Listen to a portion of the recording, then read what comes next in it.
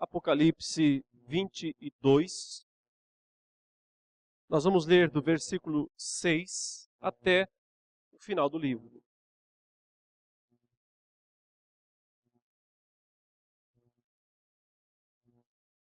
Apocalipse 22, versículo 6, diz assim: Disse-me ainda, estas palavras são fiéis e verdadeiras. O Senhor, o Deus dos espíritos dos profetas, enviou o seu anjo para mostrar aos seus servos as coisas que em breve devem acontecer. E eis que venho sem demora. Bem-aventurado aquele que guarda as palavras da profecia deste livro. Eu, João, sou quem ouviu e viu estas coisas. E quando as ouvi e vi, prostrei-me ante os pés do anjo que me mostrou estas coisas para adorá-lo. Então ele me disse: Vê, não faças isso. Eu sou conservo teu, dos teus irmãos, os profetas, e dos que guardam as palavras deste livro. Adora a Deus. Disse-me ainda: Não seles as palavras da profecia deste livro, porque o tempo está próximo. Continue o injusto fazendo injustiça. Continue o imundo ainda sendo imundo. O justo continue na prática da justiça e o santo continue a santificar-se. E eis que venho sem demora, e comigo está o galardão que tenho para retribuir a cada um segundo as suas obras.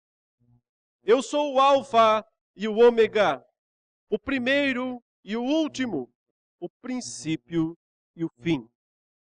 Bem-aventurados aqueles que lavam as suas vestiduras no sangue do Cordeiro, para que lhes assista o direito à árvore da vida e entrem na cidade pelas portas. Fora ficam os cães, os feiticeiros, os impuros, os assassinos, os idólatras e todo aquele que ama e pratica a mentira. Eu, Jesus, enviei o meu anjo para vos testificar estas coisas às igrejas. Eu sou a raiz e a geração de Davi, a brilhante estrela da manhã. O Espírito e a noiva dizem: Vem. Aquele que ouve, diga: Vem. Aquele que tem sede, venha. E quem quiser, receba de graça a água da vida. Eu, a todo aquele que ouve as palavras da profecia deste livro, testifico. Se alguém lhes fizer qualquer acréscimo, Deus lhe acrescentará os flagelos escritos neste livro.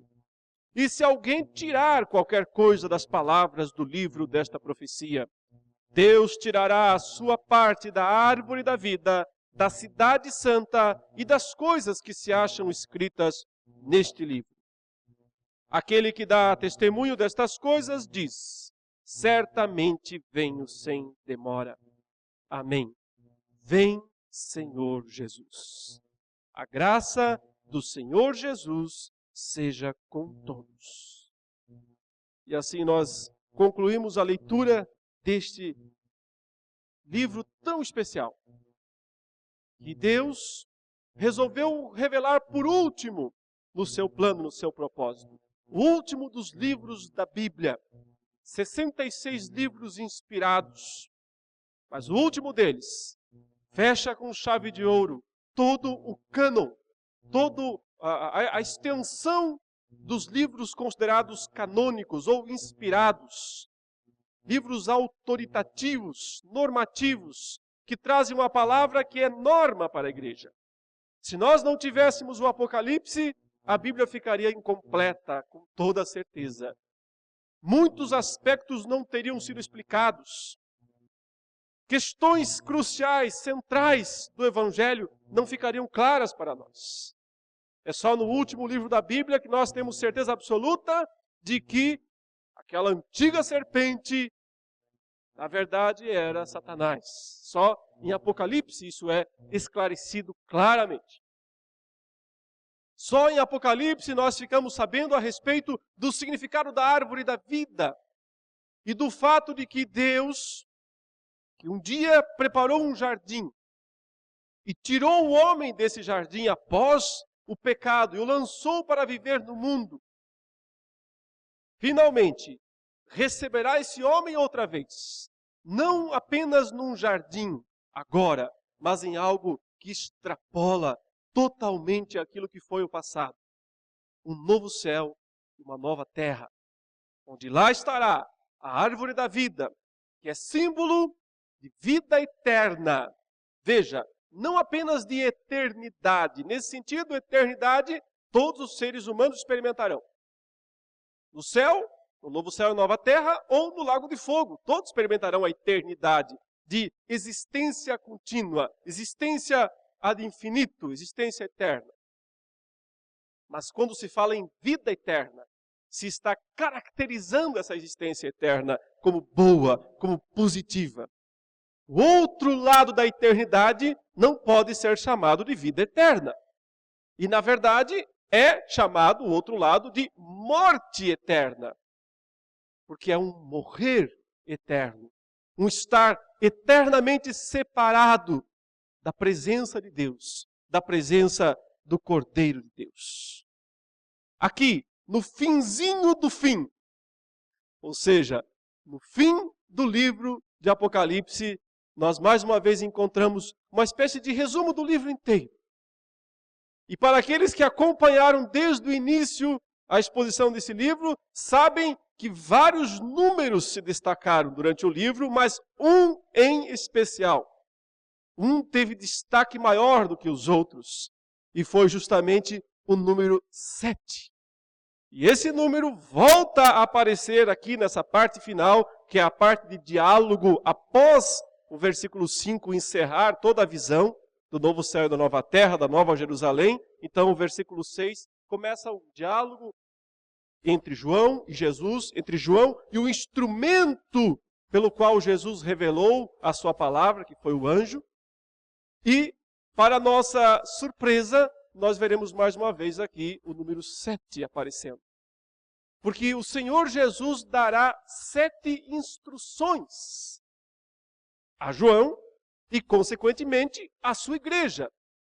São 7 palavras finais de Cristo. Eu chamo 7 instruções finais de Jesus para a sua igreja antes que tudo se cumpra, antes que tudo aconteça. Cada uma dessas instruções vem carregada, cada uma delas, de alto teor teológico, mas também prático. Porque, acima de tudo, o que se quer, o que Deus quer com esse livro, é que ele seja prático, aplicável na vida do seu povo. E também o número 7 aparece de uma outra maneira, e essa eu confesso a vocês que eu só consegui descobrir há uns 20 minutos atrás, quando eu estava olhando o texto grego para tirar certeza disso. 7 vezes nesses versículos finais aqui do capítulo 6, do versículo 6 até o 21, aparece a palavra vem. Vem. No sentido de que ou o Senhor está vindo, ou Ele está convidando o seu povo a vir até Ele. Ou Ele vem até nós, ou nós vamos até Ele.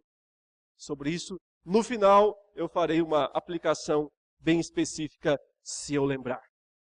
Vejamos então, meus irmãos, quais são aqui as 7 instruções finais que o Senhor Jesus dá à sua igreja, todas elas conectadas com palavras dele. Ele está falando com o apóstolo João.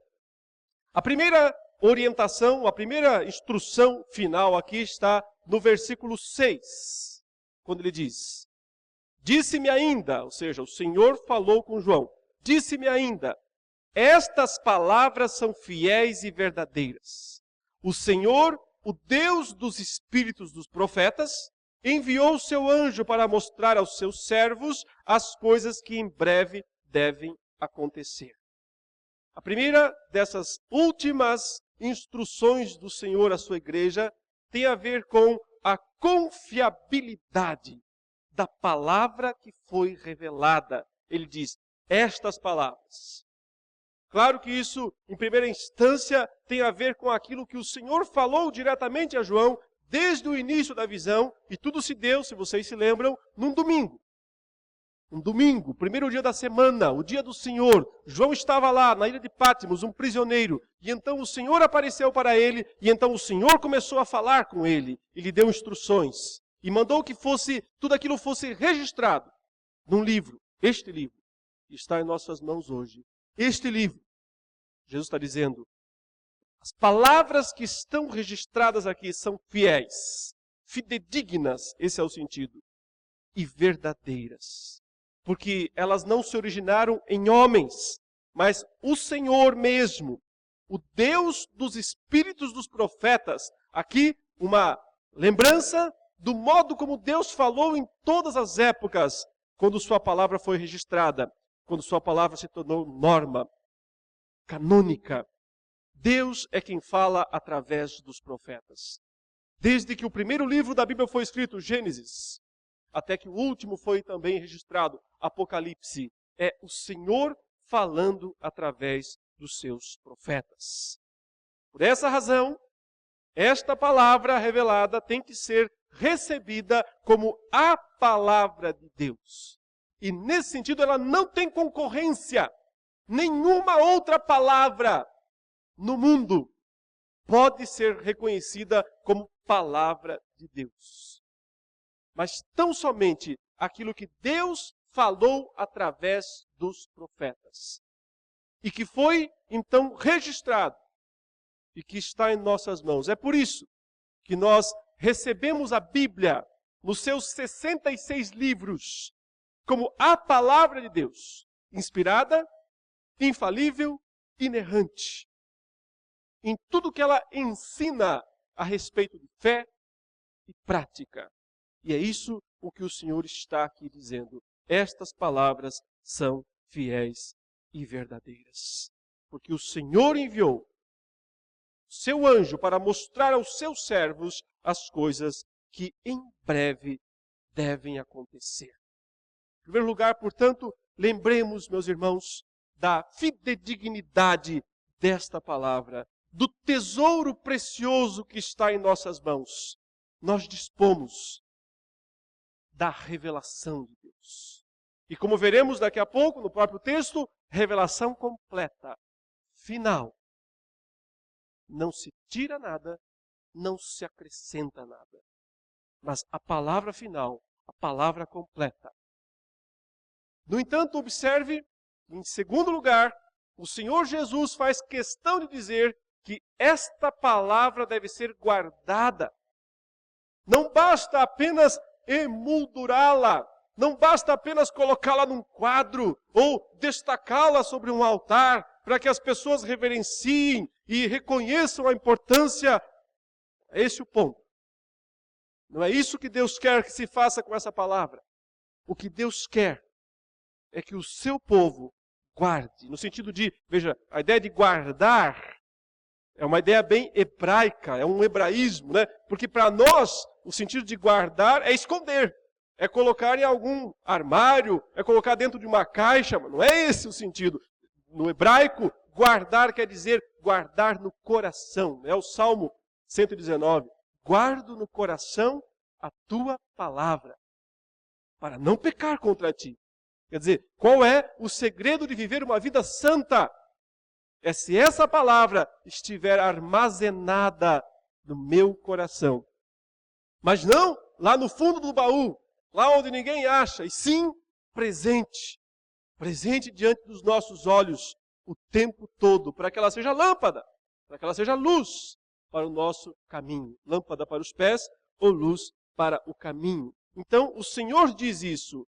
Bem-aventurado aquele que guarda as palavras da profecia deste livro. Aquele que pratica, aquele que tem em sua memória e guia a sua vida através destes princípios. E então, para ilustrar isso, vai acontecer uma cena um tanto quanto pitoresca aqui nos versículos 8, 9, 10.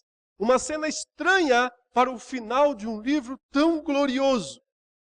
Observe que o João então toma a palavra, após ele ouvir 2 vezes o Senhor falar com ele, ele então toma a palavra e ele mesmo fala, ele mesmo registra, para registrar algo inglório. Ele diz: eu, João, sou quem ouviu e viu estas coisas. E quando as ouvi e vi, prostrei-me ante os pés do anjo que me mostrou estas coisas para adorá-lo. Eu confesso, meus irmãos, que a primeira vez, já faz muito tempo, que eu li esse texto, eu li essa passagem, quando eu cheguei nesse ponto, eu parei: hã? O quê? O que João fez? Ele se prostrou diante do anjo. Ele se esqueceu de tudo aquilo que o Senhor já havia revelado ao longo de toda a Bíblia, que só há um digno de ser adorado, que é o próprio Deus.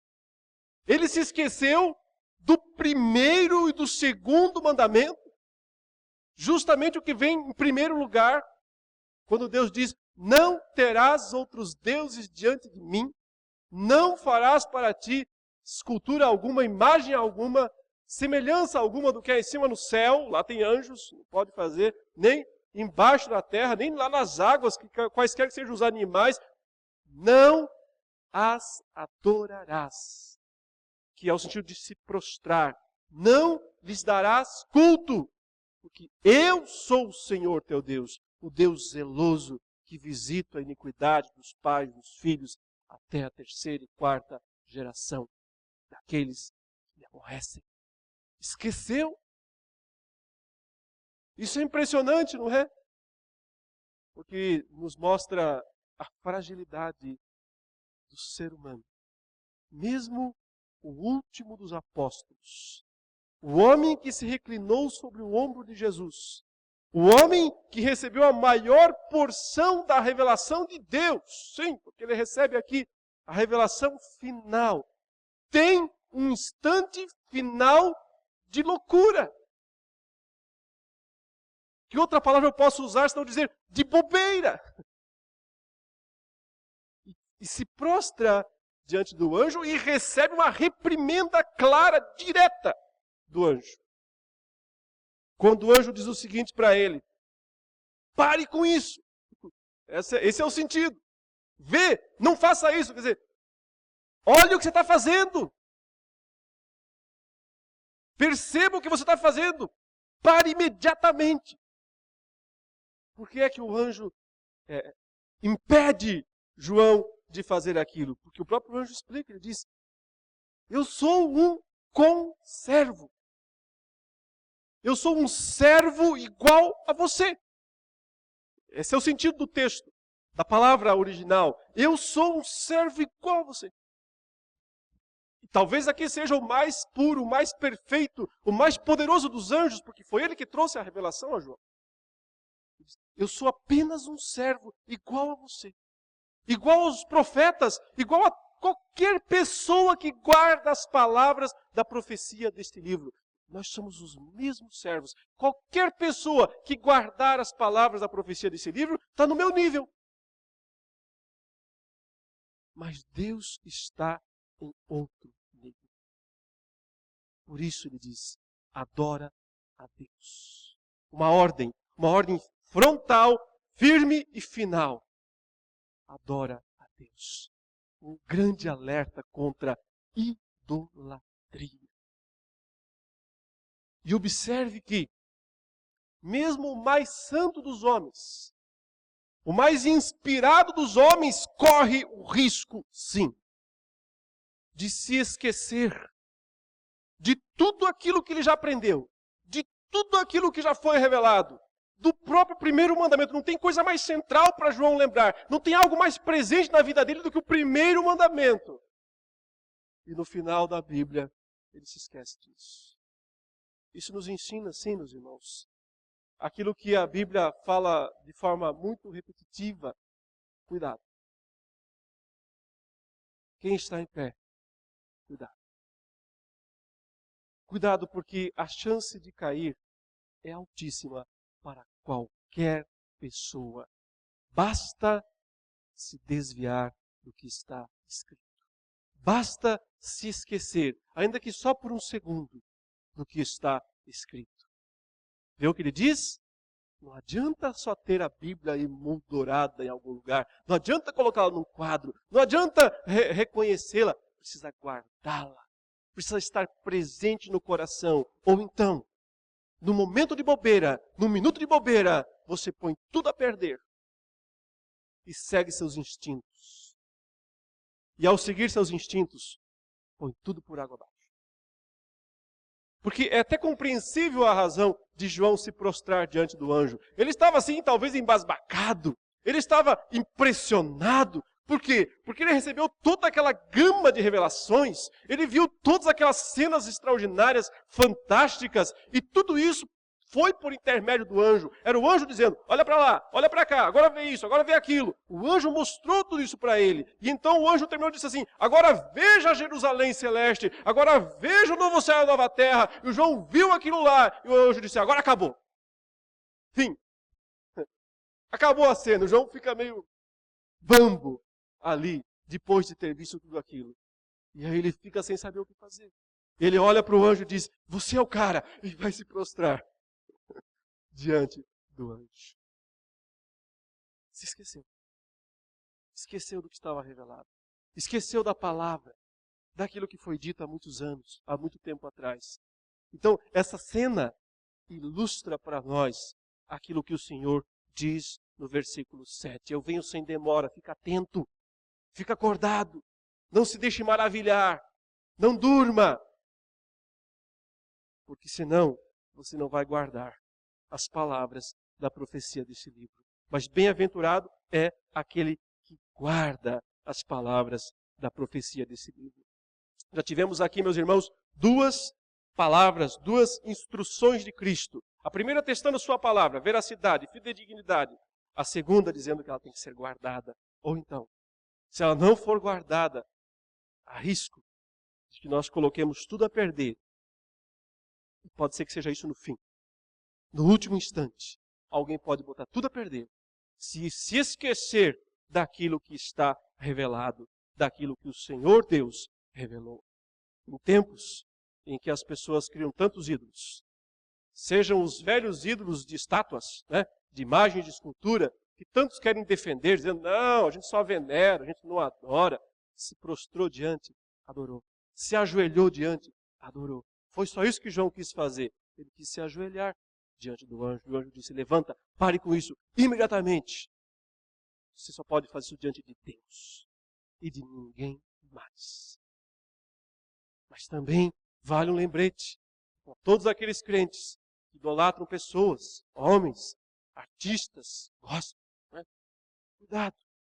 Tudo aquilo, todo aquele que ocupe o lugar de Deus na nossa vida é um ídolo. E também pode ser as coisas. Pode ser o dinheiro, pode ser o emprego, pode ser o carro, pode ser a casa. Qualquer coisa. Que nós valorizemos demais. Ao ponto de nos prostrarmos diante daquilo, num reconhecimento, em gratidão, se torna um ídolo. Se torna um tropeço para nós. Guardar a palavra no coração para não pecar contra Deus. Isso é o que nos instrui o Senhor nessa segunda palavra dele. A terceira palavra do Senhor está relacionada nos versículos 10 a 12, em que o Senhor estabelece uma separação entre limpos e imundos, entre salvos e perdidos. E de uma forma até certo ponto enigmática, ele incentiva cada um a praticar aquilo que gosta de fazer. Talvez a palavra não seja gosta, mas a palavra seja aquilo que faz parte da sua natureza. Leia comigo, ele diz, verso 10. Disse-me ainda, não seles as palavras da profecia deste livro, porque o tempo está próximo. Continue o injusto fazendo injustiça. Continue o imundo ainda sendo imundo. O justo continue na prática da justiça e o santo continue a santificar-se. Eis que venho sem demora e comigo está o galardão que tenho para retribuir a cada um segundo as suas obras. Então, O sentido aqui ele disse, ao contrário do que às vezes acontecia no Antigo Testamento, quando algumas palavras proféticas vinham ao povo através de um mensageiro, e então se dizia, agora cele esse livro, feche esse livro, porque as coisas não são para agora. Por exemplo, uma parte do livro de Daniel tem esse sentido, ele diz, feche esse livro, cele, porque isso não é para agora, isso é para o futuro. Mas aqui ao contrário ele diz, não cele, não feche esse livro, deixe-o aberto. É um rolo, claro, um rolo, um pergaminho. Ele diz, não colhe ele, não feche ele, deixe ele aberto. Porque as coisas não são para um futuro distante. As coisas são para logo. A minha defesa desde o início aqui do livro do Apocalipse é que ele não foi escrito para servir de instrução, servir de guia para um grupinho de cristão que vai estar vivendo lá alguns anos antes da segunda vinda de Jesus. Ele não foi escrito para isso. Ele foi escrito para ser a instrução para a igreja de Cristo em todas as épocas. É uma palavra de autoridade, é uma palavra de explicação dos mistérios do Evangelho, em primeiro lugar. E isso tem valor para toda e qualquer época da história da igreja. E é por isso que, talvez, chutando aqui, porque é impossível saber com certeza, mas talvez 70%, talvez 80% de tudo que o Apocalipse registra já se cumpriu. E mais, se cumpriu ainda no primeiro século, com a primeira vinda de Jesus. Mas muitas coisas, obviamente, ainda não se cumpriram e dependem de eventos futuros, finais, os quais o livro também faz menção. Portanto, essa é a ideia. Assim que João terminou de escrever o livro, ele enviou para as 7 igrejas da Ásia, estava valendo. Os ensinamentos estavam valendo para aquelas 7 igrejas. Então, se você quer entender o livro do Apocalipse, tem que sempre fazer uma mediação entre o já e o ainda não. Sempre entender que ele já se cumpriu, ele já foi aplicado para pessoas que viveram entre a década de 90 a 100 do primeiro século, há quase 2000 anos, há 1900 anos atrás.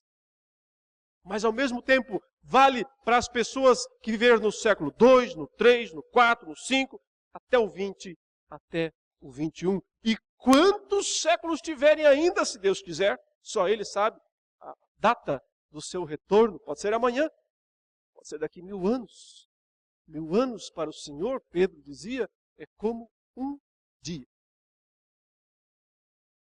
Essa é a comparação, o modo como Deus encara, concebe o tempo. Mas o que há de importante aqui é justamente a ideia de que o Apocalipse foi escrito para que os santos sejam mais santos. Para que os justos sejam mais justos. E é claro que ele também vai causar o efeito reverso. Os pecadores serão mais pecadores. Os sujos serão mais sujos. Os tempos finais parecem ser tempos de clara separação. A ideia parece ser essa.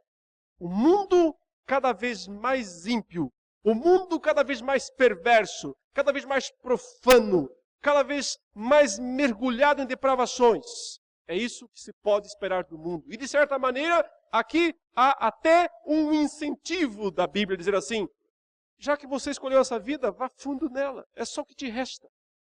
Já que você escolheu a vida de pecado, não se limite, porque você só tem isto. É só o que resta para você aqui. E claro que depois você vai colher os frutos eternos, mas você não terá outro consolo nessa vida. Portanto, vá em frente. Sabe, uma das coisas que Deus mais detesta é aquele sujeito indeciso. Não tem algo que Deus deteste mais do que aquele sujeito mais ou menos. Nem uma coisa nem outra. E o próprio Deus falou isso à igreja de Laodiceia. O Senhor Jesus disse o quê? Antes fosse frio ou quente. Mas porque és meio termo, porque és morno. Eu estou pronto a vomitar-te da minha boca. Então ele disse, eu preferia que você fosse uma coisa ou outra. Se você é crente, seja crente. E se você é ímpio, seja ímpio. Mas um ímpio crente eu não posso aceitar. E um crente ímpio, muito menos. Seja aquilo que a sua natureza manda. Se a sua natureza caída manda você a ser ímpio, é o que você vai ser. Mas se a sua natureza renovada, restaurada, regenerada pelo Espírito Santo, agora lhe impulsiona a uma vida de santidade, então o que Deus espera de você é santidade. Irmãos, o mundo tem cumprido bem a sua parte. O Senhor disse, o imundo seja imundo, eles têm caprichado. O Senhor disse, o profano fica cada vez mais profano, eles têm se esforçado para isso. Basta ver, essa época então de carnaval, se fala. O mundo tem feito um bom trabalho nesse sentido, de ser cada vez mais ímpio, de ser cada vez mais profano, cada vez mais impuro. Mas e a igreja? Tem feito a sua parte? Tem sido cada vez mais santa? Tem sido cada vez mais justa? Tem vivido uma vida de justiça como Deus requer da sua igreja? O Senhor não quer meio termo. O Senhor quer decisão. Pior coisa na palavra de Deus se chama hipocrisia. A palavra hipocrisia, e ele falou já no capítulo 22, que os hipócritas ficam de fora, parte que lhes cabe no lago que arde com fogo e enxofre. Hipócrita, hoje é uma palavra forte, né? Usar esse termo é forte, mas simplesmente na época significava ator. Ator. Ele diz que os atores ficam de fora. Eu acho que a maioria fica de fora mesmo. Não estou dizendo que os atores mesmo, literais, aqueles que encenam algum filme e tal, pode ser que muitos aí vão para o céu. Mas ator é aquele que encena. Ele não é aquilo que ele está encenando. Por isso que ele diz, os atores ficam de fora, os hipócritas ficam de fora, porque eles estão encenando que eles são um tipo de cristãos. É o famoso cristão de aparência, aquele que parece para os outros que é verdadeiro, mas lá no seu coração não é. Então o Senhor está dizendo o seguinte, seu coração está sujo, vá fundo. É só o que lhe resta. A imundícia é sua realidade, vá fundo. Faz parte da natureza do porco ir à lama, do cão voltar ao vômito. Mas se você é santo, foi santificado por Deus, foi lavado no sangue do Cordeiro, o que se espera de você é mais pureza, é mais santidade, é mais consagração, é mais justiça, porque o Senhor quer separação entre limpos e sujos, entre santos e perversos. O Senhor espera compartilhar a santidade dele com o seu povo, porque ele diz, sede santos, eu sou santo. A razão última da santidade que é possível ao povo de Deus é por causa da santidade do próprio Deus. Em conexão a isso, o Senhor deixa claro, em quarto lugar, quem entra e quem fica de fora. Isso está aí nos versículos 13 a 15, em que ele mais uma vez se pronuncia dizendo, eu sou o alfa e o ômega, o primeiro e o último, o princípio e o fim, usando aqui termos, primeiro, alfa é a primeira letra do alfabeto grego, não é? E ômega é a última letra do alfabeto grego. Quando ele fala eu sou o alfa e o ômega, é o sentido que a seguinte palavra diz, né? O primeiro e o último. E aqui está no sentido de cronologia mesmo. Primeiro e último. Quase como se fossem números, né, cardinais.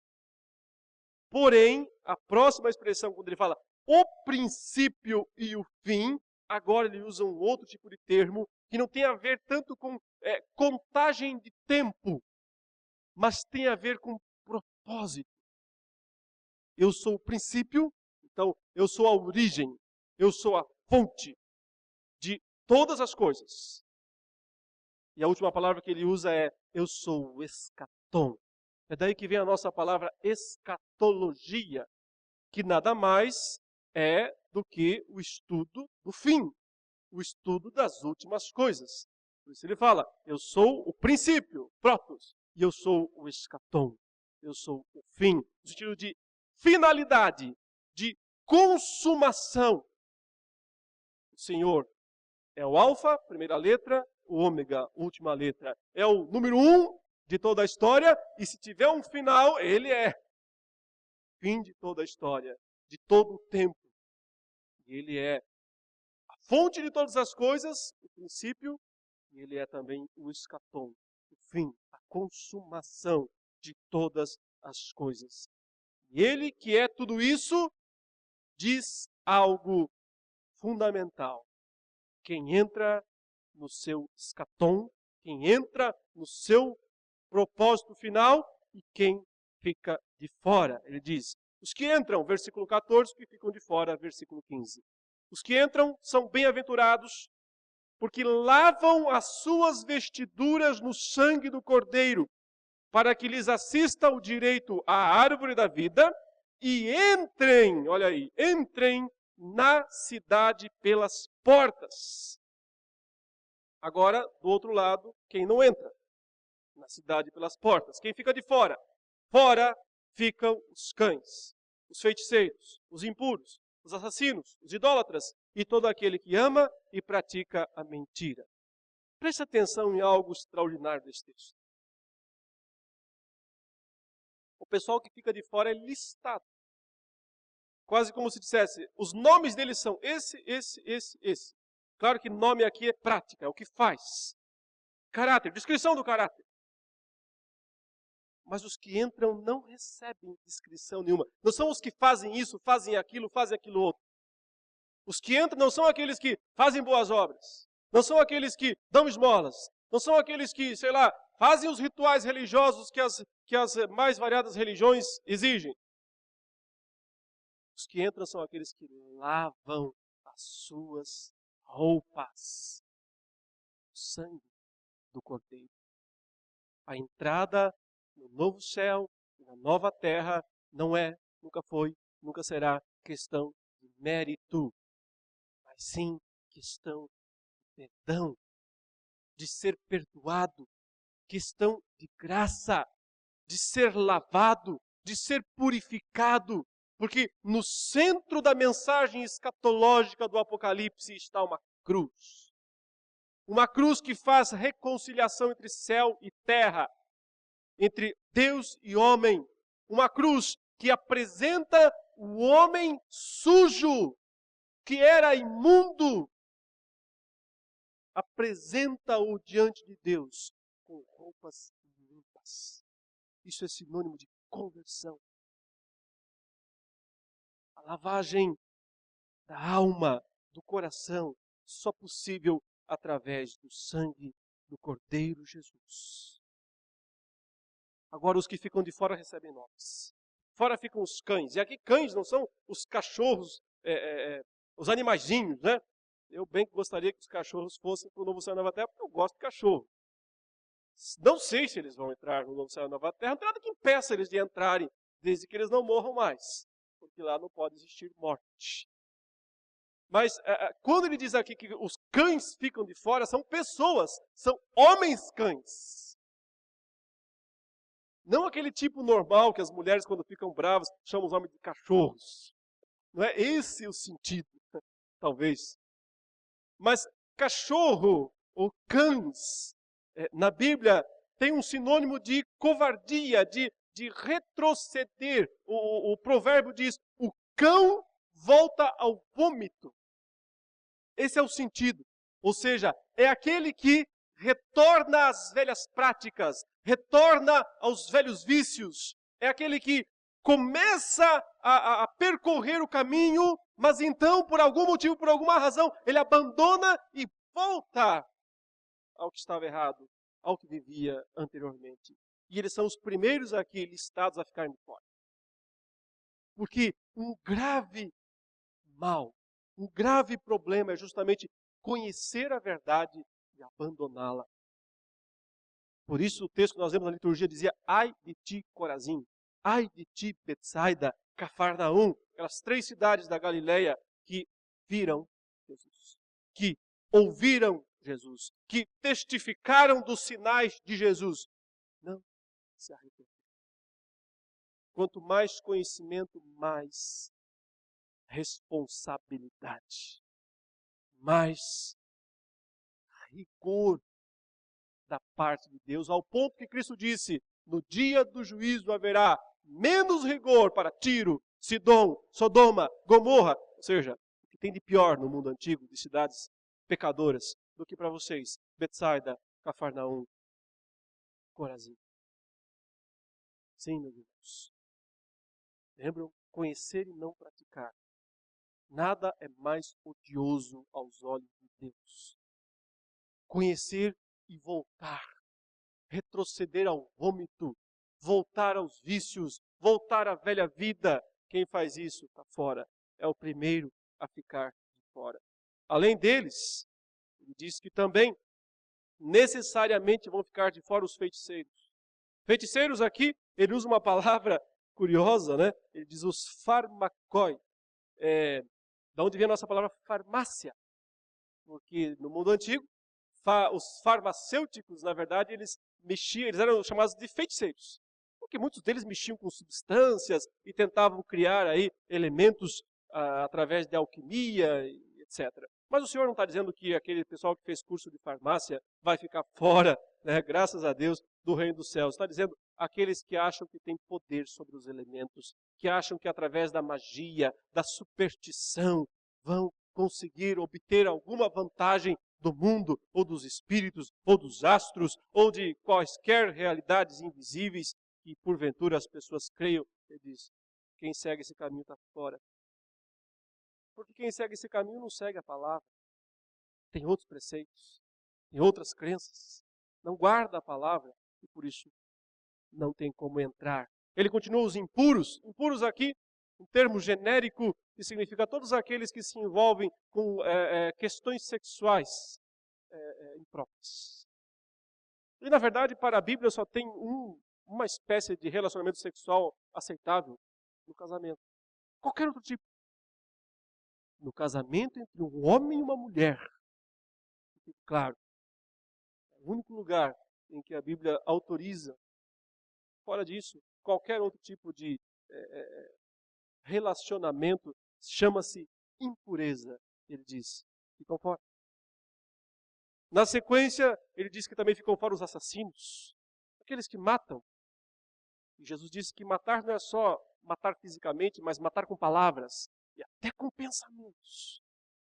Quando se despeja a ira que nós sentimos sobre os outros. Uma quebra do mandamento que diz: não matarás. Os idólatras que o João acabou de imitar, quando se prostrou diante do anjo, os idólatras ficam fora. E genericamente ele fala: todo aquele que ama e pratica a mentira. Todo aquele, qualquer um. A ideia é que dá preferência na sua vida, é amigo da mentira. Amar e praticar a mentira é amigo do falso, da falsidade, não é amigo da verdade. Pergunta: sobra alguém? Alguém entra nesse céu? Só quem lava suas vestiduras no sangue do Cordeiro. Porque todos aqueles que lavaram as suas vestiduras no sangue do Cordeiro eram cães, eram assassinos, eram feiticeiros, eram idólatras, eram impuros. Amavam e praticavam a mentira. É por isso que eles não têm mais nomes agora. Eles só são aqueles que lavaram as suas vestiduras. Eles não são mais chamados pelos velhos nomes do pecado, ou dos pecados que realizavam, mas agora são chamados por um nome que está acima de todo nome. São chamados pelo nome do Redentor, o nome de Jesus Cristo, que deu sua vida pelos seus pecados. E assim se define quem entra, quem fica de fora. As 3 últimas palavras do Senhor, agora apresso um pouco, ele diz o seguinte: nós temos ainda um convite final do Senhor, um estabelecimento do fim da profecia e, por fim, uma última garantia. São as 3 últimas palavras do Senhor. Veja que os versículos 16 e 17, no fim do fim, o Senhor ainda faz um convite. O Senhor, na sua misericórdia, na sua graça, na sua compaixão, ainda vai fazer um convite às pessoas. Eu, Jesus, o Senhor agora toma a palavra e fala pessoalmente, enviei o meu anjo para vos testificar estas coisas às igrejas. Eu sou a raiz e a geração de Davi. Dois termos importantes. Raiz é aquele tronco, aquele pedaço de raiz que ficou na terra. Depois que a árvore foi derrubada, ficou lá um broto, ficou lá uma raiz. Jesus diz, eu sou essa raiz de Davi. Ou seja, Deus prometeu no Antigo Testamento que um filho de Davi se assentaria eternamente no trono. Mas Israel foi varrido do mapa. A floresta chamada Israel foi cortada do mundo. Mas, dizemos assim, a floresta Davi, família de Davi, foi arrancada. Mas ficou lá uma raiz, enterrada, escondida na terra. Ela brotou. Isto é Jesus Cristo. Aquele que vem cumprir as promessas antigas. Eu sou a raiz e eu sou a família de Davi, ele fala. Geração é família. Eu sou a família de Davi. Eu estou aqui, eu sou Davi em pessoa, eu sou o verdadeiro cumprimento de todas as promessas feitas a Davi. E eu sou também a brilhante estrela da manhã. A ideia é, a noite passou. Quando você enxerga aquela última estrela, a última que aparece, as outras todas se apagaram. E você enxerga aquela última estrela brilhante. Eu sou essa estrela. Claro que isso é um simbolismo. É o símbolo de que a noite passou. Um novo dia está raiando. O dia de Deus que está chegando. Da nova era, da era vindoura, do novo céu e da nova terra. Mas é curioso que no Antigo Testamento, provavelmente, outro usou esse termo. Provavelmente o próprio Satanás tinha esse título, Estrela da Manhã. Está lá em Isaías 14, quando fala que Satanás, ou o rei de Babilônia como uma figura de Satanás, era a estrela da manhã. Mas aquela se apagou. E se apagou para sempre nas trevas do mal. Então surge a verdadeira estrela da manhã. Ou seja, quando aquela antiga estrela da manhã, que era Satanás, se apagou, começou o mal. Começou as trevas. As trevas que cobriram o mundo até que a cruz trouxe outra vez a luz. Cristo brilha como a estrela derradeira, como a estrela final. Faz com que a noite acabe e raie o sol da justiça no novo e perfeito tempo que está para começar. Com base nisso, o Espírito e a noiva pedem para que ele apareça, para que brilhe a última estrela. O Espírito é o Espírito Santo, que veio substituir Jesus. Jesus voltou para o céu e mandou o Consolador para estar com a sua igreja, com o seu povo. Então, a junção do corpo e do Espírito. O corpo é a igreja, nós, pessoas, indivíduos, nós somos a noiva. O Espírito que está em nós é o Espírito Santo. Esses dois elementos juntos oram, fazem um pedido, que deve ser aqui o quinto dos vem da série de 7 que nós temos nesses versículos. Ele diz, o Espírito e a noiva dizem, vem. Sempre, essa é a oração máxima da igreja. Não tem oração que Deus mais queira ouvir do que a oração da comunidade escatológica, da comunidade que espera o fim, a consumação, que não se contenta em viver no tempo presente, mas espera o fim, o futuro. E por isso, essa comunidade, esse corpo, essa noiva, quer receber o noivo, ela não quer viver longe do noivo, ela não suporta estar afastada do noivo. Ela e o Espírito conjuntamente pedem para que ele venha. Aí há um outro termo que diz, aquele que ouve, diga, vem. Então, reforce essa oração. Todo aquele que vai fazer parte, todo aquele que entra nesse corpo, que vai fazer parte dessa noiva, não pode interromper este pedido. Não pode parar esse pedido. Essa oração tem que se multiplicar em cada pessoa, em cada alma, em cada coração, na igreja como um todo, pedindo que o Senhor volte, que o Senhor venha. E aí o próprio Senhor, que ouve sua igreja dizendo, vem, Senhor, Ele faz um convite também. Aquele que tem sede, venha. E quem quiser, receba de graça a água da vida. No fim do fim do fim, o Senhor ainda tem um convite de graça aos sedentos. Aqueles que reconheceram que sua vida por si só não tem sentido. Que nunca encontrarão a água que sacia sua sede nas coisas desse mundo. Aqueles como aquela mulher pecadora de Samaria, ao lado do poço de Jacó, que quando Jesus disse, eu tenho uma água que pode matar a sua sede para sempre, ela disse, eu quero desta água. Aquela que reconheceu que os seus 5 maridos não saciavam a sua sede. Aquelas pessoas que reconhecem que tudo que o mundo possa oferecer nunca sacia o desejo mais íntimo, mais profundo do nosso ser. São convidados a virem e beberem. Não de qualquer água, mas da água da vida. E receberem isso de graça, sem precisarem pagar nada.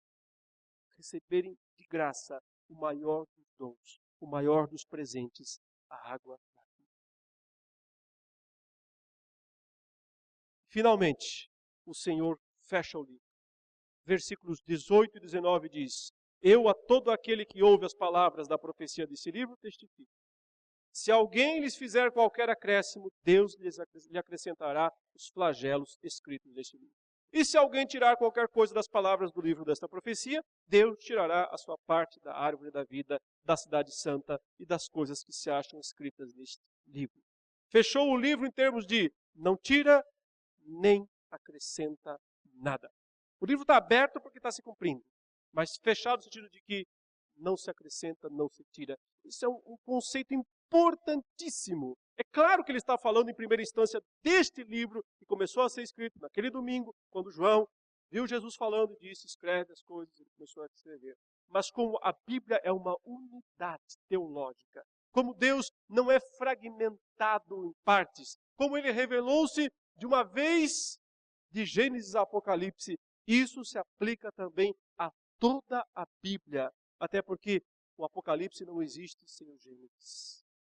O Apocalipse não existe sem o Antigo Testamento. Não existe sem todo o restante do Novo Testamento. Então a palavra final é acabou. Por isso, a nossa confissão de fé do Westminster diz, cessaram aqueles antigos modos pelos quais Deus falava, comunicava a sua vontade ao seu povo. Cessaram. Está fechado. Se alguém acrescentar alguma coisa, se alguém acrescentar algum livro à Bíblia, se alguém acrescentar algum versículo à Bíblia, Deus diz que Ele acrescentará a essa pessoa os flagelos. Ele já descreveu neste livro. Ou seja, a Bíblia nada se acrescenta. Ou seja, todos aqueles que atualmente dizem possuir alguma nova revelação de Deus para os homens estão debaixo desta maldição que diz, vai receber os flagelos descritos neste livro. Mas tem outro lado também, não pode tirar nada. Tanta gente vive partes da Bíblia, suas partes favoritas. Isso eu quero, isso eu não quero. Isso eu aceito, isso eu não aceito. Ou tudo ou nada. Ou a Bíblia como um todo, ou nada.